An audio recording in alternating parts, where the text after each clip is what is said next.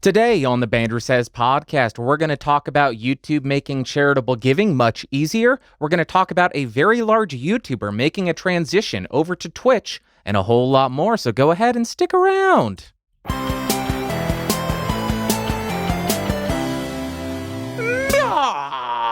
Greetings, Earthlings. Welcome back to episode 134 of the BSP. My name is Bandrew. This is What I Says. Like always, down below, there are timestamps of every topic that I talk about, so you can skip around and save a couple of minutes. But if you got the time, I would suggest listening to the entire episode. One personal thing up top, and this is a creator story or a creator piece of advice. And that piece of advice would be every piece of content that you make, you should be assuming that that could be somebody's, or it will be somebody's first impression of you. So the reason I am sharing this piece of advice is last week, I made a big mistake. And that mistake was I did not check the focus on my main DSLR. So I recorded for an hour, I imported the footage, started editing the audio, then dropped everything into Final Cut Pro, only to realize the main camera was out of focus for the first 45 minutes of the podcast. So instead of just saying, okay, well, that's it, I guess this video is going to be out of focus, I decided, you know what, I'm just going to refilm and re-record the entire podcast, which I definitely did not want to do because I had already done an entire hour-long take of the podcast. I didn't see any reason to want to go and retake it. There was no big mistake other than the video being out of focus. So the reason I did that is if somebody just so happened to stumble upon that episode of the podcast, they would say, hey, this guy doesn't know what he's doing. The video's out of focus. The quality of his content is garbage. So I am out of here. I am never going to watch anything that the Bandrew Says podcast puts out in the future. This is it. I am done. So I just wanted to pass along that PSA. Every single piece of content that you make, you should assume that will be somebody's first impression of you. Now, that will add a little bit of extra stress, assuming this could be somebody's first impression of me, but it will ultimately make you a better content creator and make you quite a bit more critical of the content that you're actually creating. And ultimately, I don't know why I said that twice, but it will make your content better. So let's go ahead and jump into the actual YouTube news. And the first thing is that charitable giving on YouTube is about to get a lot easier. So YouTube or Google put out a blog post this last week, which I will link in the show notes and description, and they were talking about 4 new features that they are currently beta testing. And those features are titled fundraisers, community fundraisers, campaign matching, and super chat for good. So let's go ahead and briefly walk through these features and explain what they are. So fundraisers will allow a creator to link to a fundraising campaign that is creator-led. It will have to be a 501c3 or a US-based, US-recognized 501c3. It will have to be an established and reputable nonprofit organization. You can't just make one up. And I believe this will only work if you are the person who set up the 501c3, not 100% certain there. It's not completely clear, but it will allow you to link to a fundraiser. Community fundraisers, on the other hand, allow multiple creators to live stream or release videos raising funds for a single nonprofit organization. So it makes it so it can be attacked from multiple angles, multiple creators. So the example that they gave was the St. Jude live play or live stream for the Q or whatever it is. And that would allow multiple gamer YouTubers to stream and link to a single nonprofit organization. I don't know why words are so hard today. I keep stumbling over thinking of the word nonprofit. Why? It's not a hard word to say. But my God, is it hard to say today.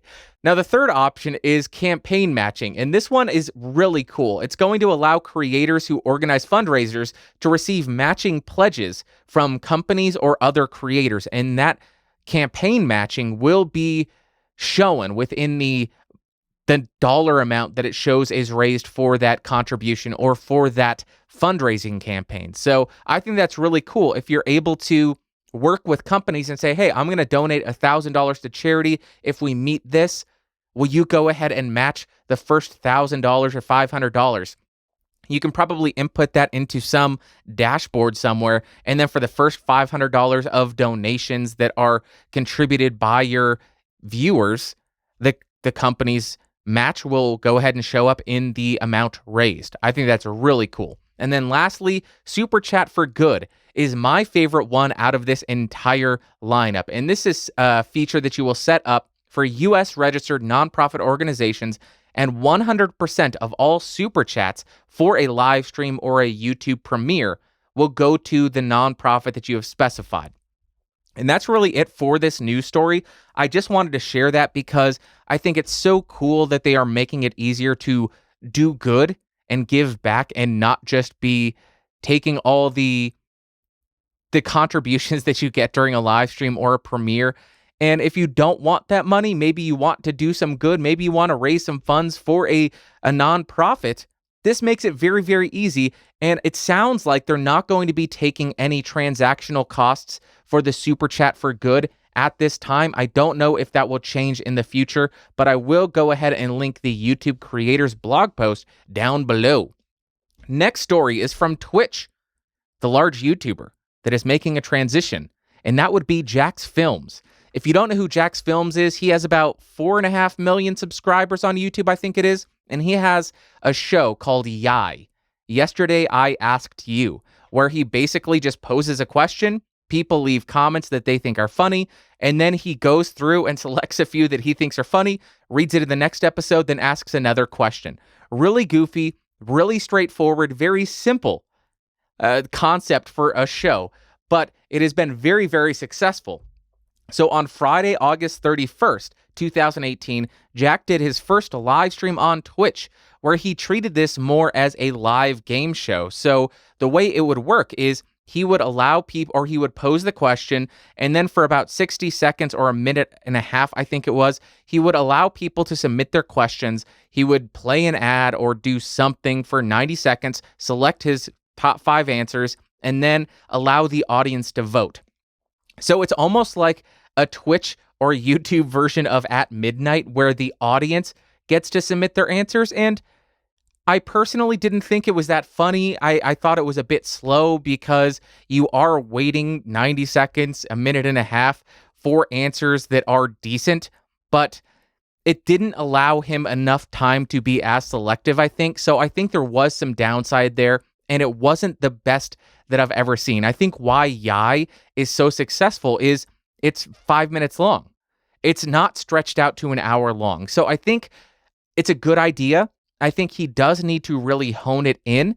But the reason I'm sharing this is I think this is a perfect or a prime example of how you should make a transition to a different platform. You shouldn't just say, I'm going to go ahead and upload this video on Twitch as a VOD. I'm not going to upload this video on Instagram TV, whatever that is.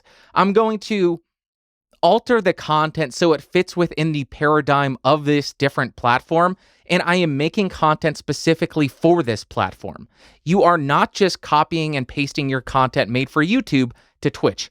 You are adjusting and manipulating that content so it fits within what is expected on that other platform. So that's really why I am saying this. If you are going to create content for another platform, make the content specifically designed for that platform rather than just copying and pasting.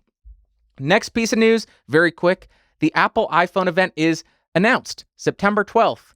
I think that the title said, come on around, something. I don't know what it was. And that's it. September 12th, 10 o'clock a.m. I am assuming that is Pacific Daylight Time, or is it Pacific Standard Time? I can never remember time zones. And I'm not going to talk about any of the speculation. I'm not going to talk about the rumors because I'm not sure if anybody noticed this, but I really stopped focusing on rumors about a month ago, month and a half, because I don't think they're that interesting, and I don't think there's any real value for it, or within that. All it is me saying, hey, I bet we're going to be getting this based on this analyst saying this, based on this leaked photo, I bet we're going to get this. What good does that do you? It just lets you get excited. It's essentially you marketing for another company. Say, oh my God, I can't wait to see this. How about we just wait and see what comes out? How about that? How about we just wait? So I'm not talking about any of the speculation, and I don't know if anybody noticed that, but that's why I stopped talking about the speculation and the rumors because it's just, there's no value in it for me. Now we got 2 pieces of Twitter news. These are interesting, and it could cause a bit of an outlash. An outlash? A backlash. That's the word I was looking for. So Twitter is now recommending people to unfollow.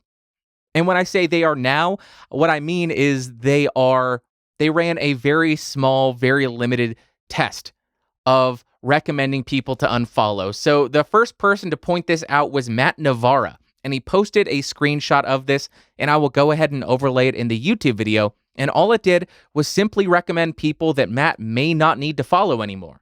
So as I mentioned, the test did already happen, but it's already over, and Twitter came out and told The Verge, "We know that people want a relevant Twitter timeline. One way to do this is by unfollowing people that they don't engage with regularly.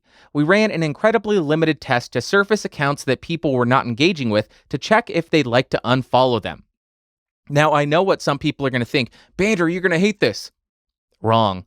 I don't know why anybody would think that. I'm just putting words in your mouth. Maybe I should let you tell me what you thought I was going to say. I think this feature is awesome. I think this is an amazing feature that I really like. So I think it was actually last week that I said on the episode, if people followed less people on Twitter, that would solve a lot of the issues that people complain about and a lot of issues that people have with Twitter. And then this week we get this news. So I'm not saying that Jack, the CEO of Twitter, is watching this podcast, but Jack, hey, how you doing, man? Thanks for watching. Appreciate you taking my suggestion and my advice. Unfollow people. It will make your experience so much better. But on the other side, I do want to go ahead and share my thoughts or what I believe the other side would think. It would be very easy for conspiracy theorists to say, hey, this is limiting free speech. This is shadow banning. This is a way to get around the whole censoring people. I get it. But guess what? I don't care about that. I don't care about the conspiracy theories. I don't care that people will get mad about this. What I think is most important is Twitter ensuring that they are a sustainable business and they need to have answers to people's concerns. This is a very simple, very straightforward answer to all of those concerns. Oh, I have such a bad time on Twitter. I just get so much trash. I see so much stuff and it makes it so negative for me all the time. Well, unfollow the people who leave all that negative stuff. Unfollow them. It will make your experience so much better. So even if this feature does not get rolled out widely, or maybe they just kill it off, who knows what will happen with this feature, even if it doesn't go any further. I would recommend unfollowing people. I will reiterate that point. Unfollow people. Heck, I don't even care if you unfollow me. If you think that the tweets that I put out there are cancer, if you think the tweets that I put out there don't have any value and put you in a bad mood, unfollow me. I don't care. The entire purpose of Twitter is to get information and maybe not make your day terrible. Just curate the timelines on your social media accounts because it is so dang easy to get overwhelmed and flooded with negativity. So if you want to have a decent life where you are actually happy and you enjoy your time on the internet, unfollow people. The second thing from Twitter is testing threaded replies and status indicators. So this was shown by the product manager of Twitter. And again, I will go ahead and throw some samples up on the screen here. And they are doing conversational threading. And when I saw this, it actually looks great. Sometimes when you dive into long tweet threads, it can be somewhat overwhelming where it's like, I don't know who's replying to who. It's very confusing what order these go in. This will make it very easy to read through those tweets, understand the conversation that's happening, and understand what order those messages should go in. The status indicators, on the other hand, I don't understand what the purpose of this is. I think it's a little bit creepy and weird and just unnecessary. So I've never really considered Twitter a place to have real-time conversations, which is what this feature really seems to be focused on. Hey, this person's online. You can go ahead and message them. Hey, this person's online. You can go ahead and go tweet at them because then they're more likely going to be able to see it. But to me, it would just be some additional feature that adds no benefit to the user's experience other than, hey, I know that I can tweet at MKBHD right now and it may actually get seen by him because he's online. If anything, I think Twitter should kill this feature right away because I could see this absolutely decreasing engagement with certain people unless they were online. And when these users get online and they have a little status indicator turned on, then they will get bombarded with a bunch of messages, a bunch of tweets. So they will not want to use your platform anymore because it becomes almost impossible to use it discreetly and just go ahead and lurk, which is what Twitter is really fun for. Going ahead and reading all these messages, all these tweets from people without necessarily having to reply and without getting bombarded.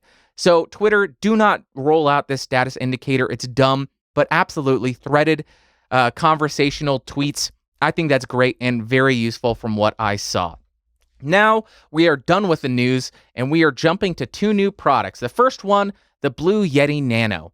I am sure you guys saw this video. It's doing pretty well on the Podcastage channel, and I'll go ahead and link that in the show notes as well because I'm linking everything else. But the Blue Yeti Nano, it's fine. It's a fine microphone. It does exactly what you would expect it to do. It's a little more scooped in the mids. It does pick up a tiny bit less ambient noise than the normal Blue Yeti because it doesn't have as many capsules, but it still does pick up quite a bit of noise. It removed the bidirectional and stereo polar patterns, so for podcasters or streamers, that's good. Less of a chance of people using the incorrect polar pattern, and that's about it. $100, a lot smaller, similar build quality to the Blue Yeti, but not as heavy, not as big, and it will not take up as much of the frame that you are filming in. That's all I'll say, and I'll link the actual review. Then this next new product, I am actually very excited about this. Google has launched a security key. This is titled the Titan Security Key, and for $50, you're going to be getting two devices as well as some adapters. So you'll be getting the physical USB security key, which is like the YubiKey Nano or Neo, whatever the heck that thing is. I use that. And you are also getting a Bluetooth security key. Pretty interesting stuff there. But you also get a USB-C to USB-A adapter and a micro USB to USB-A cable. So these tokens are built on the FIDO open standards, and what FIDO stands for is Fast Identity Online, and it's just a bunch of companies getting together and developing some kind of security protocols that people can build upon and implement this feature set. I'll go with feature set. It's a set standard to allow you to easily implement two-factor authentication using physical two-factor authentication tokens. So that's what FIDO is, but the security key will be able to be used with USB devices or Android phones with NFC, so it will have NFC capability if your phone has that. And then the Bluetooth is going to be for iOS, or you can connect it to your computer using that micro USB to USB-A cable. Now, when I was reading through this, it did look like it only is going to work with Google Chrome, so I'm not necessarily sure if this will be much good on an iOS device. You may have to download Google Chrome for that phone, and then Google's tracking everything you do on that. I don't know if it will work with your YouTube app on your iOS device, or if it will only work with Android devices really full-featured. Not sure how it's going to implement with all these devices. Currently, it is on pre-order, or you can jump on a wait list. But ultimately, I think the more widespread physical two-factor authentication becomes, the better we will be, because it allows people to become aware that this is a real necessity and you should be using this kind of technology if it's easily available. That's it. I'll go ahead and link a couple of things in the show notes, a link to the actual product page from Google, a link to the FIDO Alliance webpage if you want to read up on the standards, and then a link to a YouTube video from the FIDO Alliance explaining what they are. Now, let's go ahead and jump to what you had to say. And the first comment comes from Citizen Strife. Here's a question, though. Say the ads are unskippable. Will they eliminate the crazy long adverts that show up from time to time? That is a very good question, but to answer your question, I do not believe so. So the way I think this will be implemented, and to clarify what he's talking about, this is the non-skippable ads being announced for all partners on YouTube. I think that it will just be the exact same as it is right now for people with non-skippable ads. It will switch between non-skippable and skippable ads. So the non-skippable ads can still probably be 5 minutes, 10 minutes long, but after 5 seconds, you can skip that ad. Non-skippable ads, as I mentioned in the video last week, or the podcast last week, is going to be capped at 20 seconds maximum. So the longest you will have to be forced to sit through an ad will be 20 seconds. So you could still see that absurdly long pre-roll ad, but you'll be able to skip through it. And the most you'll be forced to sit through an ad is 20 seconds. So very good question. The second comment comes from Razimatraz. Razimatraz? I think this will increase the use of Adblock. I leave it off on YouTube because I generally want to support YouTubers, but I might have to start using a whitelist on a creator by creator basis. Same with these double ads that they are playing now. Skippable or not, 2 in a row pre-video is a pain. On the other hand, I would pay for YouTube Premium if it was $8. $12 is too high. It can't cost more than Netflix. So I'm going to go ahead and guess that you are 100% right. I think this will likely increase the use of Adblock, but I don't know how that actually impacts the user or the viewer experience.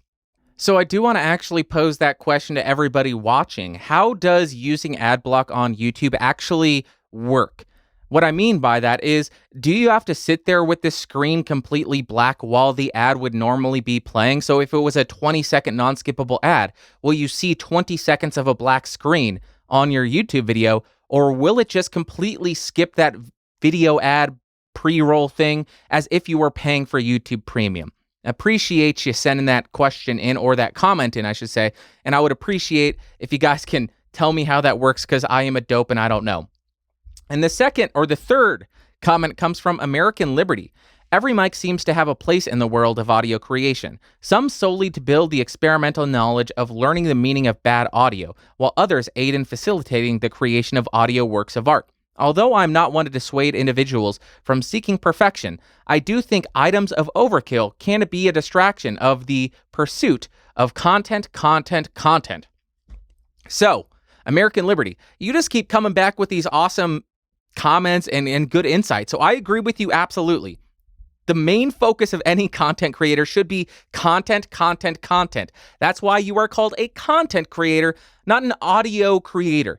You are a content creator because that should be the main focus of what you're doing. So I assume the reason or what instigated this comment was people were really unhappy with the Sennheiser microphone sound last week.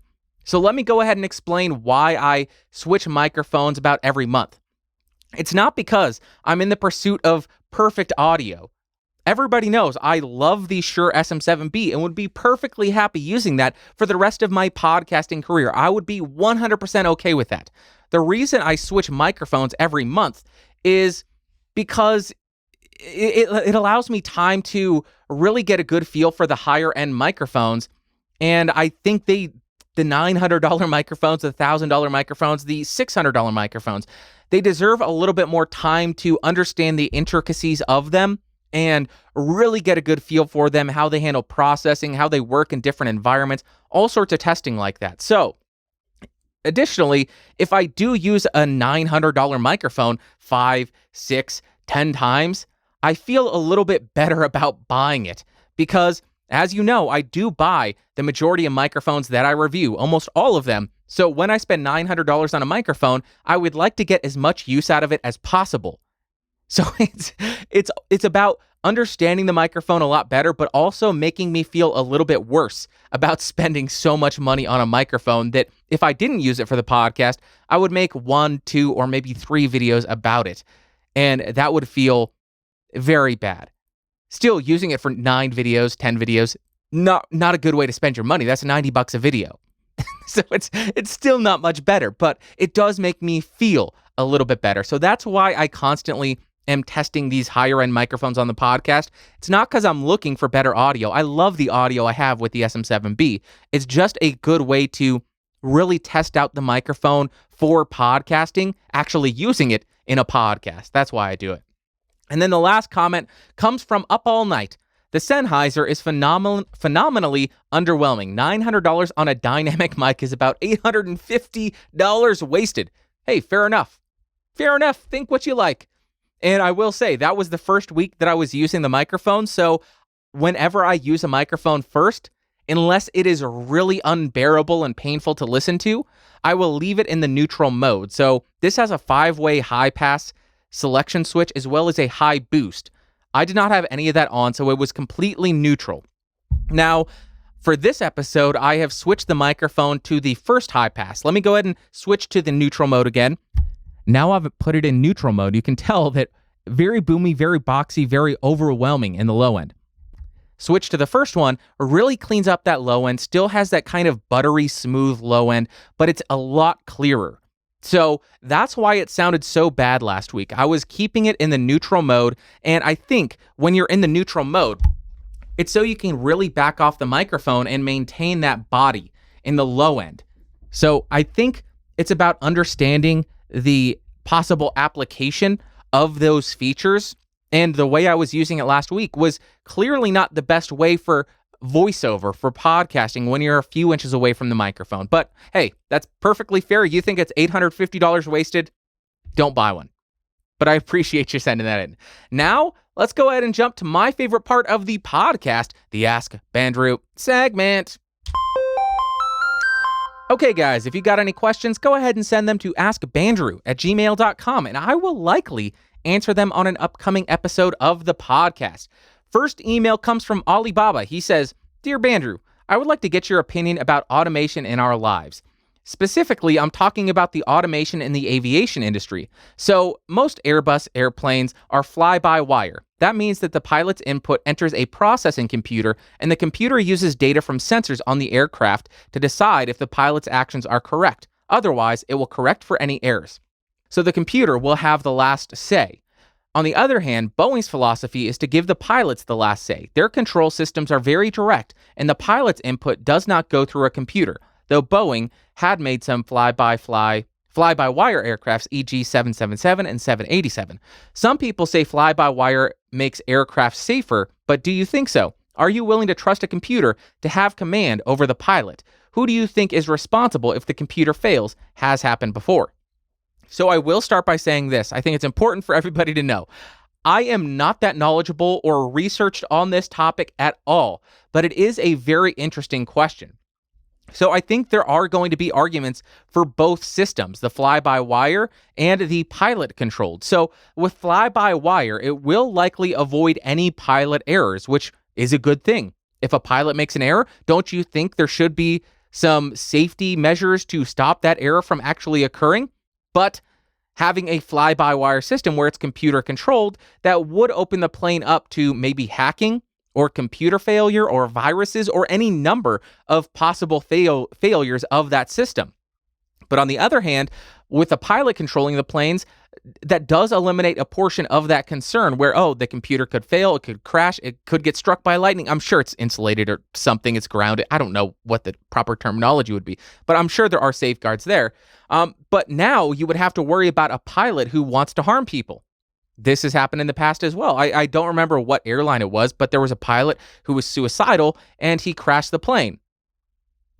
Having a fly-by-wire system would avoid the possibility of that. So I do think that the decision between these two systems would come down to statistics, much like with self-driving cars. Will the implementation of computers having the final say decrease the number of accidents and death? If so, then that may be the way to go. But just like with cars, the moment that one of the systems fails miserably, people seem to have some serious backlash against that technology, saying, this system, it may save lives, but now there's an issue of, it's the trolley problem.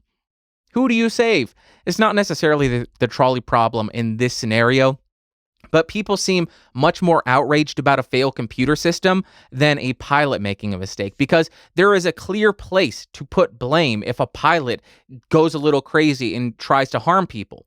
That pilot is at fault. But with a computer system, you have to blame all the coders, all the algorithm generators, everybody involved in making that computer system. It's much more difficult to point your finger at somebody and say, that person's at fault, let's get him. Is a lot more difficult there. So I think that's the place that we're in. Without having the statistics in front of me or having time to research it, I don't think I could offer an educated conclusion here, but this is a fascinating question, so I would love to pass it off to the audience here. Would you prefer computer controlled, where the computer, or fly-by-wire, I should say, where the computer has the final say, or a pilot controlled, where they have the final say of what goes on with the plane? Love to hear from you guys there, because I don't have the answers. Good question, though, Alibaba. Appreciate you sending that in. The next email comes from Crazy Wabbit. Let me go ahead and mute this so I don't go deaf. And the question, or the email, says, first time asker, long time stalker, whatever, voyeur. Wait, never mind. Good intro. Appreciate that. On the BSP-134 episode, you talked about the experiment is over and mentioned having different YouTube channels. I am a podcaster by trade and do a few live stream shows on YouTube and Spreaker. I only have one YouTube channel, but have created playlists. My initial thought was playlists would give the user a choice, but after thinking about it, perhaps I should do different channels for each of the live stream podcasts that I do. I see the reasoning. Maybe someone only wants content from show A, but not show B. I will research, but want to get your podcasted seal of approval recommendation. Do I need to create an entire YouTube channel for each show that has its own email address, or do you create a sub-channel that is linked to your primary channel? Big fan of your work, and I hope you and Podcast Engineering School team up at Podcast Movement in Orlando 2019. Be safe and well. Thanks, the Crazy Wabbit. Crazy Wabbit, thank you very much, and I appreciate you suggesting I team up with PES, Podcast Engineering School. I'm guessing you saw the live streams on his Twitch page from Podcast Movement 2018, and he was recommending that. So let's go ahead and get into this. First, I want to start with saying I understand the pain that you're going through right now, because it sucks thinking, hey, I do 4 different pieces of content, 4 different shows. So now I'm going to have to create 4 separate YouTube channels and maintain 4 separate YouTube channels. It sucks, but I do think it's probably going to be the best course of action. Like you mentioned, people are probably going to want one piece of content but not the other, so provide them with a place to get just that one piece of content. The reason this is important is because of the YouTube algorithm. So the YouTube algorithm doesn't differentiate between different series that you're creating. And what I mean by that is, if one video performs poorly, that's going to impact the next video you release, regardless of what each of those videos is. So the algorithm doesn't think, hey, this last episode of the X-Files podcast did really well. Let's go ahead and wait and push the next X-Files episode really well even more. We'll push it even more, try to get more viewers, make people stick around on YouTube even more. That's not how it works. The algorithm will go ahead and think, this last episode or this last video that was uploaded did really well. It just so happens to be an X-Files podcast. Cool. We'll go ahead and push the next episode or the next video that's uploaded really well, regardless of what it is. So if you have an X-Files episode that goes up, does really well, and then the next video is a Gilmore Girls podcast, probably not going to do very well because your audience is clearly more engaged in the X-Files content. So when the Gilmore Girls video does really poorly, guess what's not going to get pushed as much next? The X-Files episode or whatever video you upload following that Gilmore Girls podcast. So that's how the algorithm is thinking about your channel and how to distribute your channel. They want the best thing for the viewer. And if your audience is saying, oh, this is not doing well at all, or I really don't care about this, they're going to think, oh, well, the audience doesn't care about this. Why would I expect some random person to like this either?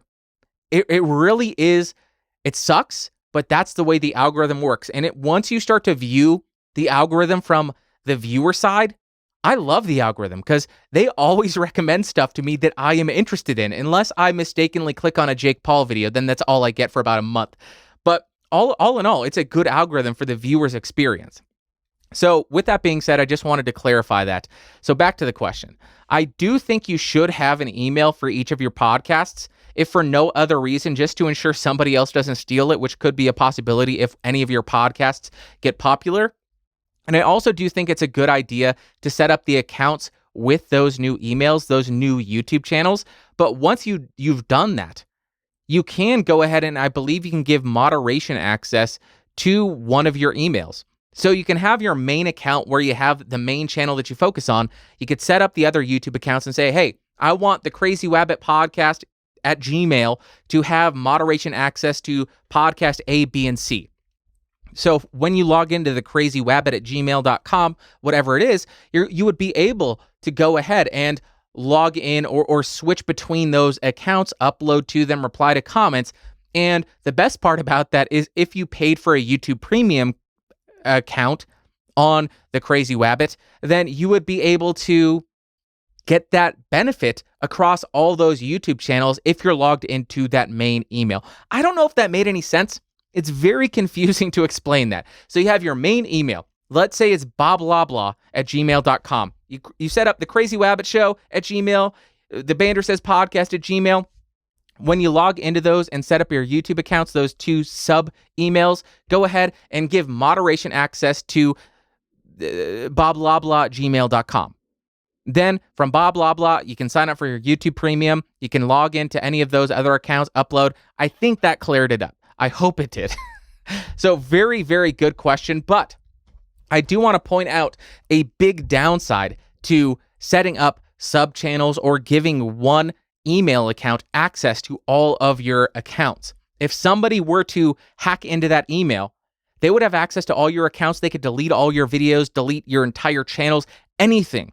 So if you do set up your channels like this, I think it's very, very important to set up two-factor authentication.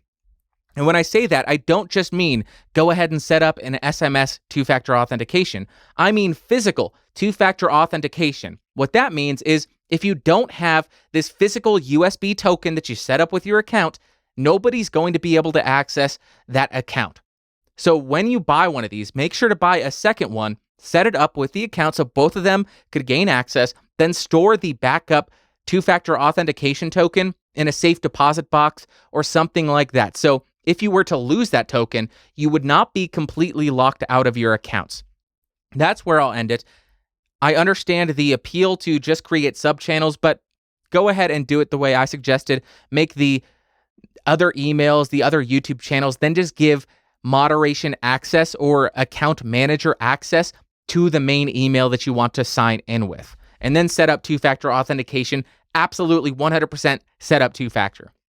And the last email comes from Zykix. Greetings, Bandrew. I'm starting a podcast soon, and I want to buy a new microphone for the podcast. My room is untreated, and I use a blue snowball ice. I want to buy a full kit with everything. I need mic, boom arm, pop filter, etc. I have a budget of about $180. Do you have any recommendations on what to get? Yeah, doggy. I certainly do. I'm going to go ahead and continue growing this cult that I have been developing, the Samson Q2U hype cult. So, for $180, I think probably one of the best setups that you could get would be the Samson Q2U, which is a USB XLR dynamic microphone, a little bit flatter in the mids, not as boosted or nasally sounding as the 2100 USB or the 2005 USB, but ultimately a really nice sounding microphone. USB XLR, so you can start with USB, down the road in a year or two, find that you really like podcasting, upgrade to an interface, maybe get a DBX. You don't need to buy a new microphone. Then pick up a boom arm, $20 or so, get a pop filter.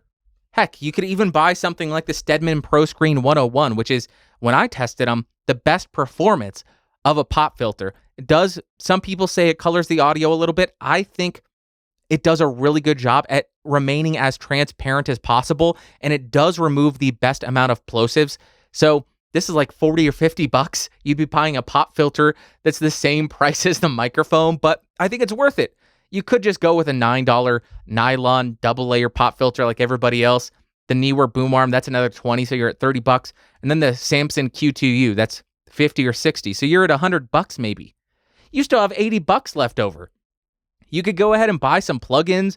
You could go to Waves. You could get the Z-Noise plugin, help remove some of that noise. You could buy any number of plugins, or you could just buy like 4 or 5 pizzas to celebrate the launch of your podcast. I think you're in a good position. $180. You could drop that to $100. Throw the $80 in savings.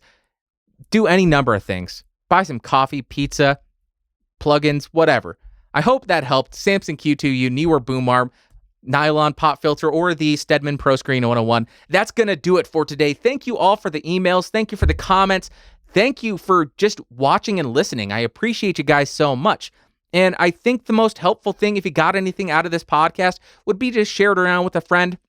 That's the most beneficial thing.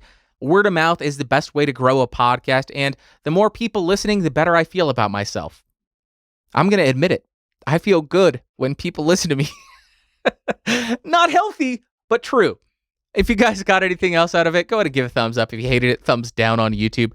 And you want to find out what else I'm working on, bandrewsays.com. Or no, bandrewscott.com. Apologies, I got too many URLs now. I'll see y'all next week. Thanks for watching. Thanks for listening. See ya!